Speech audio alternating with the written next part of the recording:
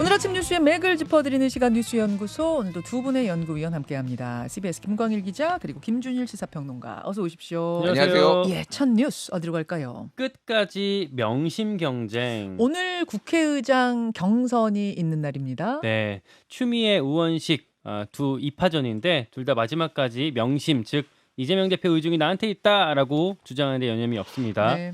먼저 추미애 당선자, 이 대표가 그러는데 순리대로 자연스럽게 갔으면 하는 바람이다라고 나한테 말했다라고 얘기를 했어요. 순리라는 건 사실 단순히 어떤 원칙을 말하는 게 아니라 특정인을 지목한 거라고 제가 말씀드렸었잖아요. 최다선 최고령이 여태까지 하지 않았느냐, 그런 의미인 거죠? 네, 그걸 내세우고 있는 거고요. 나아가서 최근에는 이런 표현까지 썼어요. 당심이 곧 명심이고 명심이 곧 민심이다. 그러니까 뭐 당의 뜻, 이재명의 뜻, 그리고 국민들의 뜻이 다 일치한다라는 주장인 건데, 뭐 사실상 명심에 노골적으로 구애야 한다라고 볼 수가 있어요. 예. 그러니까 근데 사실 그동안 의장 선거에서는 이런 얘기하기 좀 뭐랄까 새로운 초식이고, 물론 국민의힘에서는 예전에 장제원 의원이 김기현 대표 밀 때 뭐 윤심이 당심이고 당심이 민심이다 뭐 이런 얘기를 한 적은 있었거든요. 근데 더더욱이나 민주당에서는 사실 조금 아주 이례적인 얘기들이 지금 나오고 있다고 말씀드릴 수 있을 것 같아요. 예. 그러다 보니까 우원식 의원까지도 이재명 대표가 본인한테 이렇게 말했다. 그러니까 국회는 단호하게 싸워야 하지만 한편으로는 안정감 있게 성과도 내야 되는데, 그런 점에서 형님이 딱 적격이다. 열심히 해주세요라고 나한테 말했다라고 어제 유튜브에서 얘기를 했습니다. 형님이 딱 적격이다. 네. 뭐 그리고 뭐 당에서 아까 말씀드렸던 최다선 최고령 이런 얘기 나오고 있는데 나이는 내가 제일 많다라고 얘기를 하고 있고요. 이렇게 아무튼 경쟁을 하고 있는데 그 결과가 오늘 나옵니다. 몇 시예요? 오늘 그 투표가? 당선자 총회는 10시에 열리는데요. 예, 이제 비공개로 진행이 되면서 뭐 정견 발표하고 투표까지 다 하면은 이렇게 우리가 알 수 있는 시간 한 정오, 그러니까 12시 전후쯤 될 것 같아요. 이게 결선 가냐 마냐에 따라서 좀 달라질 수는 있는데, 물론은 이게 당직이 아니라 국회직이잖아요. 그러다 보니까 입법부 전체 수장을 뽑는 최종 결정은 22대 국회가 열리면 본회의에서 여야 모든 의원들이 다 같이 투표해서 뽑게 될 텐데, 그런데 관례상 다수당 당내 경선에서 정해져 왔고요. 다른 당에서 아무리 뭐 추미애 안 된다라고 하더라도, 혹은 우원식 안 된다 하더라도 쪽수가 부족하다 보니까 그걸 엎을 방법도 없습니다. 인원수. 네. 오늘 어쨌든 결과가 발표가 된다고 볼 수가 있겠고, 당내에서 많이 하는 얘기는 어의추. 어차피 국회의장은 추미애, 이런 말이 돈다면서요. 네, 뭐 이렇게 보이지 않는 손에 의해서, 혹은 요새 보면 거의 뭐 보이는 손 같은데 명심이 추미애로 향해 있다라는 그 얘기가 퍼지면서 사실상 추대처럼 되고 있고요. 특히 친명계가 되게 노골적입니다. 정청래 최고위원, 김용민 원내정책수석, 김민석 의원 등등이 공개적으로 추미애 지지 선언하고 있고요. 더민주혁신회의, 뭐 철험회 이런 단체들도 추미애 쪽으로 사실상 뜻을 모으고 있어요. 그리고 강성 지지층, 뭐 일명 개딸, 이런 지지층에서도 서명운동까지 벌이고 있습니다. 또 하나 추가로 최근에는 상임위원장도 강성으로 꾸려질 것 같아요. 상임위원장, 지금 민주당에서는 18개 중에 최소한 11개는 우리가 가져가겠다는 이런 입장이고, 상임위원장은 3선이 맡도록 하겠다, 뭐 이런 입장 정리가 됐다면서요. 그러니까 원래 그동안 관례상은 3선, 그중에서 나이 순으로 이제 해왔거든요. 그랬는데 이번에는 3선 이상만 되면은 나이보다는 어떤 전문성, 실력 이런 것들을 우선으로 하겠다라는 얘기들이 흘러나오고 있고요. 이를테면 박주민 의원 같은 경우는 지금 3선 이상 당선자 중에서 나이가 남자 중에서는 제일 어려요. 그러다 보니까 이번에는 본인한테 기회가 안 돌아올 걸로 생각하고 위원장보다는 그냥 일반 위원으로 지금 준비를 하고 있었는데, 이렇게 되면은 법사위원장 뭐 가능성이 있다, 이렇게 거론이 되고 있고요. 법사위원장으로는 박주민 의원 외에도 이현주, 전현희 당선자들이 이렇게 같이 거론이 되면서 강성으로 꾸려질 것 같다, 이렇게 전망이 되고 있습니다. 자, 우원식 후보가 57년생이군요. 그렇습니다. 67세고 추미애 후보가 58년생. 네, 한 살 차이. 네, 한 살 차이가 나는 이런 상황. 이렇게 국회의장 경선이 뜨거웠던 적이 정말 있었나. 너무도 이례적인데, 김준일 평론가. 근데 이 명심이 중요한 변수가 되는 거에 대해서 비판적인 시각도 상당히 많아요. 언론들 뭐 사설 칼럼들 소개를 좀 해드릴게요. 국민일보, 추미애, 당심이 명심, 명심이 민심, 국회의장 자격 있나? 조선일보, 국가 서열 2위를 이런 식으로 뽑아도 되나? 세계 뭐 의장 후보 명심이 민심 궤변까지 1급 체제 우려스럽다. 2대1리 위협받는 국회의장의 중립성 의무 민주 이래도 되나? 이게 이제 오늘 나온 거고 어제자 사설도 네. 경향신문 이재명 일국주의로 가는 민주당 건강한가 매일경제 추미애 명심이 민심 국회의장 당대표 대변인 대판 뭐 이런 식으로 나오고 동아일보도 노고라는 이재명 일극 정치. 그래서 전체적으로 보면은 이재명 대표에게 전혀 반기를 들거나 뭐 반기까지는 아니더라도 예를 들면은 뭐 다른 의견을 낼 수 있지가 않은 이런 당내 분위기 뭐 이런 거고 그리고 특히 이제 이 선출 과정에 굉장히 문제가 많다. 왜냐하면은 헌법에 이제 다수당에서 이제 뽑으라고 되어 있는 의원들이 뽑기로 되어 있는데 네. 사실상 뭐 교통정리한 거 아니냐. 근데 뭐 민주당 쪽에서는 박찬대 원내대표가 뭐 2명만 만난 게 아니라 4명을 모두 만나기도 했고 그런 식으로 한 건 아니다. 교통정리 한 거 아니다. 뭐 이런 얘기도 나오기는 합니다만 지금까지 알려진 바로는 어쨌든 사실상 명심으로 정리된 거 아니냐. 이렇게 이제 얘기가 나옵니다. 그래서 제가 오늘 그 한국일보에 나온 기고 네. 칼럼이 굉장히 눈에 띄더라고요. 이게 왜 눈에 띄냐면은 이분이 고병국 전 국회의장 정무비서관인데 민주당 출신이에요. 예. 민주당 출신인데 제목이 국회의장 중립론의 중요성. 그래서 지금 국회의장 후보들과 민주당 내에서 나오고 있는 주장들에 대해서 이분이 하나하나 팩트 체크 반박을 한 거예요. 예를 들면은 뭐 국회의장의 탈중립 선언 구체적으로 무엇을 어떻게 하겠다는 것인가 이렇게 물어보고 국회의장 되어도 당적을 유지하겠다는 것인가 불가능하다. 국회법 제20조 2는 안 된다고 되어 있고 민의에 따라 직권상정을 할 건 하겠다는 것인가 불가능하다. 국회법에는 직권상정이라는 말도 없다. 정치검찰의 국회 압수수색을 막겠다는 것인가 불가능하다. 형사소송법 이제 언급을 했고요. 대통령이 거부권을 행사하지 못하도록 하겠다는 것인가 불가능하다. 헌법을 다시 써야 될 판이고 국회의장의 중립 문제, 탈중립 문제하고는 완전히 다른 이슈다. 그러니까 탈중립 국회의장이 할 수 있는 건 단 하나다. 다수당의 예스맨이 되는 거다.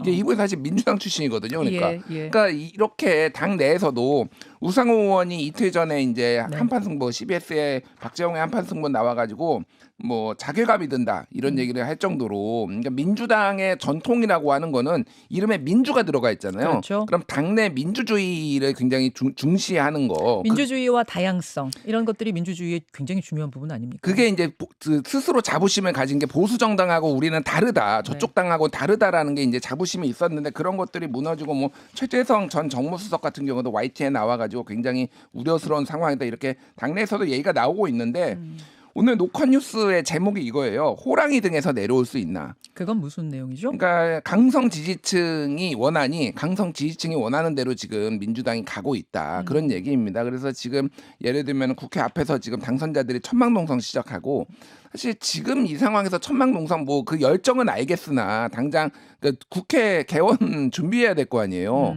천막농성을 할 땐가 지금. 그 이야기는 이제 최상병 특검에 대한 천막농성을 맞습니다. 민주당 당선자들이 시작했는데 예. 원내에서도 이미 압도적인 다수를 가지고 원내에서도 할 수 있는 것 아니냐? 왜 원외 투쟁부터 시작하냐? 뭐 이런 비판인가요? 뭐 그런 거죠. 그러니까 뭐 전체적으로 보면 어쨌든 지지자들의 어떤 분노에 찬 목소리에 이제 반응하는 시기인데 앞으로도 굉장히 이제 예전에 민주당이 이제 검수완박 해가지고 그 다음에 지방선거 참패하고 뭐 이런 것들이 반복되는 거 아니냐? 뭐 우려가 좀 나오고 있어요. 물론 아직 선거는 많이 남아있지만 그리고 오늘 이제 이재명 대표가 당무 복귀를 하는데. 네.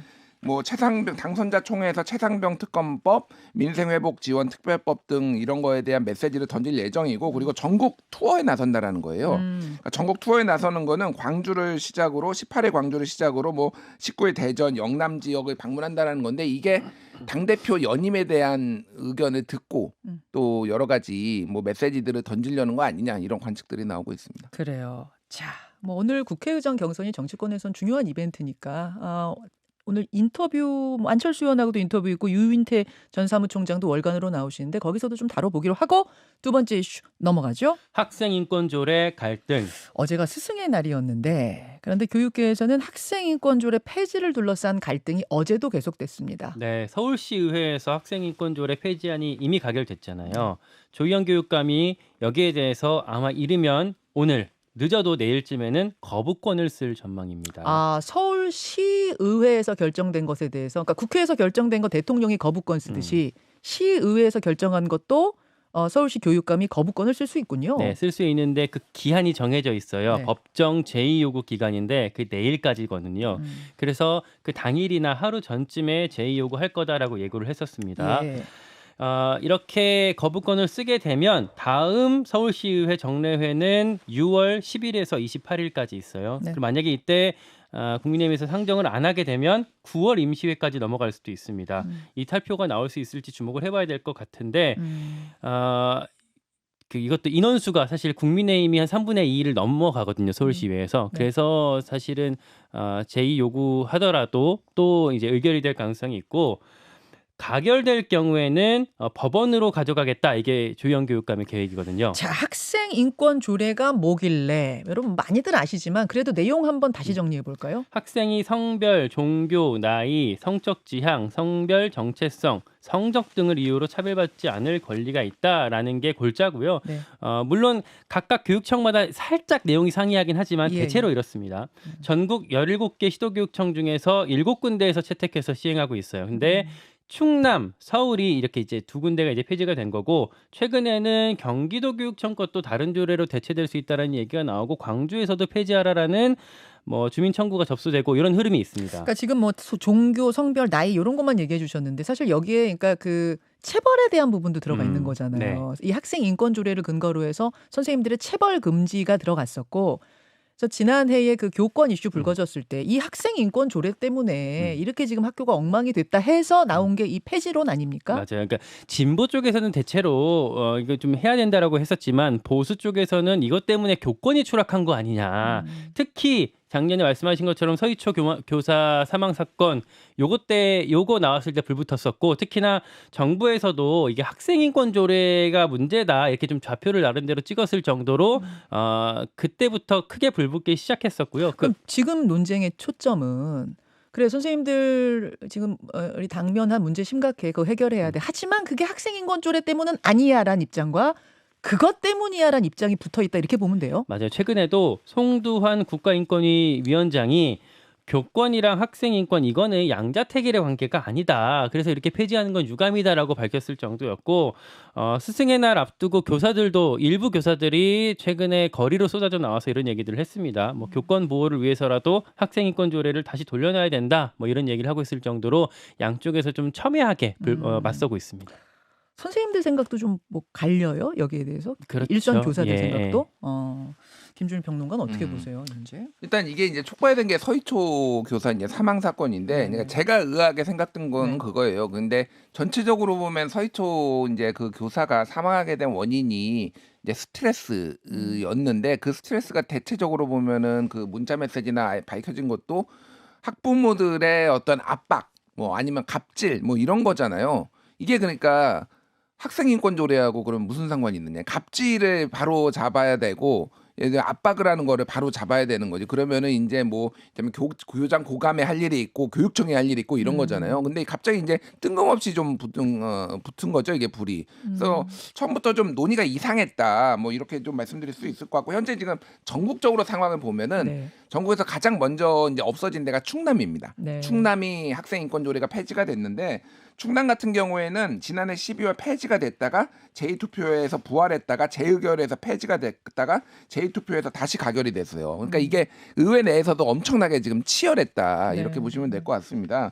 그러니까 지금 충남도 교육청이 이거 대법원에 소송 제기했어요.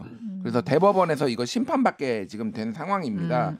그리고 지금 충남하고 서울은 폐지가 됐고 다음 차례가 이제 경기도예요.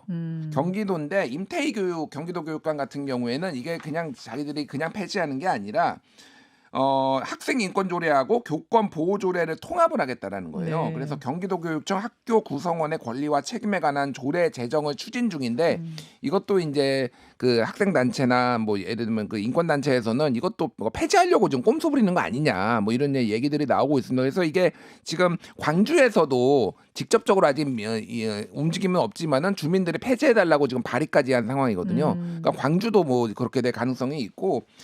한겨레가 5월 10일에 지난 한 뭐 일주일 전에 이제 쓴 기사인데 학생 인권 조례 폐지되자마자 복장 두발 단속 꿈틀댄다라고 해서 몇 가지 사례를 얘기했어요. 서울에서 폐지된 다음에 서울의 기억교구 같은 경우에는 지난달 30일 전체 교직원에게 용의 복장 지도 계획 문서를 보내가지고 교복 착용, 뭐 장신구, 컬러 렌즈, 두발 이런 거를 불시에 검사하겠다 이런 거를 학교에 쫙 뿌렸다라는 거예요. 그리고 뭐 기초학력 부진 학생이 이제 방과후 프로그램을 들어야 되는데 그거를 다른 학교 사례인데 호명을 학생 이름은 다 호명을 해가지고 이런 거를 다 공개적으로 하는데 이게 학생 인권 조례 폐지의 여파 아니냐 이런 우려들이 많이 일선 학교에서 나오고 있다. 뭐 이렇게 하고 어제 이제 정치권에서는 강경숙 조국혁 신당 당선인이 이거 가지고 이제 기자회견도 열고 이재명 대표도 최근에 학생 인권, 교권 다 보호해야 되는데 왜 이거를 충돌하는 식으로 하느냐 그래서 아마 야권에서도 이걸 가지고 굉장히 나중에 문제 제기를 할 거로 보입니다. 네, 저는 이건 사실은 정치적인 문제는 아닌 것 같고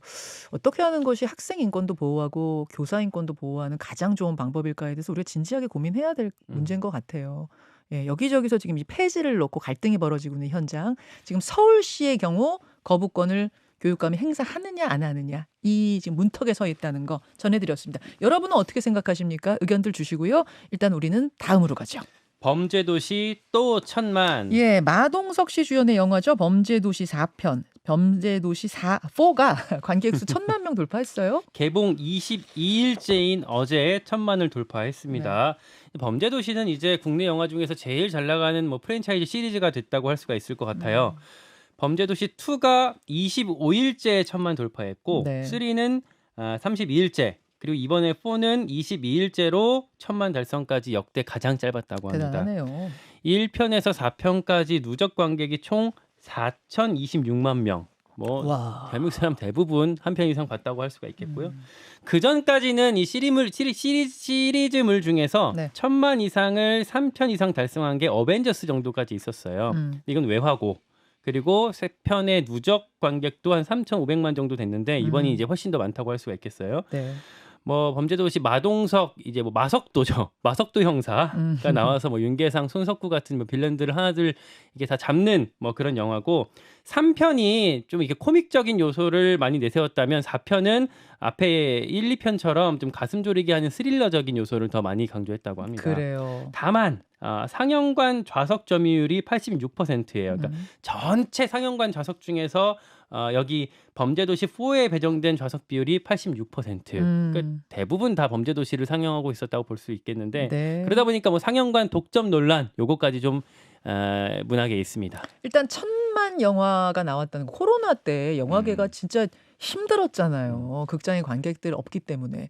근데 1000만 영화가 나왔다는 건 굉장히 반가운 소식인데 또 한편으로는 조금 활짝 웃지만은 못한다면서요, 영화계가. 그러니까 이제 이게 조금 근본적으로 방금 말씀하셨다시피 팬데믹 이후로 우리나라 영화 산업 전 세계가 그런데 특히 우리나라 영화 산업이 근본적으로 좀 지형이 바뀐 거가 하나가 있고 또 하나는 넷플릭스를 포함한 OTT 이런 것들이 등장을 하면서 영화계가 아주 직간접적으로 타격을 입었어요. 쉽게 얘기하면 이런 겁니다.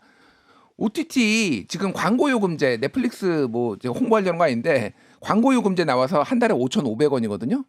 광고 중간에 보면은 그런 게 나왔어요? 예, 광고요금제가 있어요.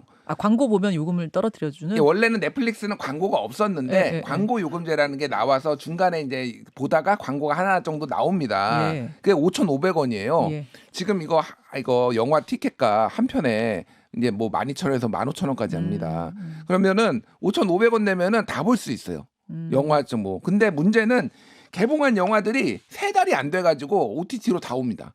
그러면은 이게 프랑스 같은 경우는 그래서 아예 특정 기간에 들어가지 못하도록 법으로 만들었어요. OTT로 넘어가지 못하도록. 근데 우리나라 극장 입장에서 보면, 그러니까 영화계 입장에서 보면은 흥행이 안 되니까 당장 회수를 할 방법이 없으니까 OTT에도 팔아야 되는 거예요. 그러니까 이거는 어떻게 영화계가 상생의 어떤 묘수를 좀 찾아야 되는 문제가 있고 지금 극장들도 어렵다라는 거예요. 롯데시네마나 뭐 이제 메가박스 이런 데들도 전년 대비 매출이 줄거나 뭐 약간의 뭐 이익을 받는데 국내는 매출이 줄거나 그런다고 본다라면은 여기도 할 말이 있는 거야. 되는 영화가 어려야지. 지금 우리 다 죽게 생겼는데. 그러니까 이게 전체적으로 보면은 되는 영화가 그런 겁니다. 속이 뻥 뚫리는 영화. 그러니까 사람들이 답답해 죽겠는 거예요. 그냥 두드러 패가지고 말 안 듣는 분들 이렇게 이런 영화를 원하는 꼭 그게 되는 공거 있으니 다양성도 부족해지고 이게 그래서 진짜로 업계가 다 모여서 뭔가 이런 거를 정부 법까지 해가지고 이 위기를 어떻게 탈출할지 지금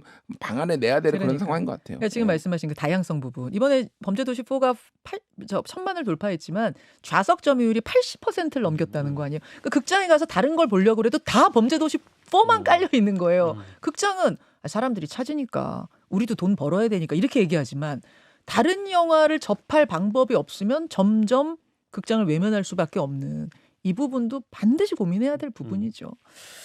여러 가지 숙제를 남겨준 범죄도시 4의 1000만 돌파 소식까지 전하면서 두 분과 인사합니다. 고맙습니다. 고맙습니다. 김현정의 뉴스쇼는 시청자 여러분의 참여를 기다립니다. 구독과 좋아요, 댓글 잊지 않으셨죠? 알림 설정을 해두시면 평일 아침 7시 10분 실시간 라이브도 참여하실 수 있습니다.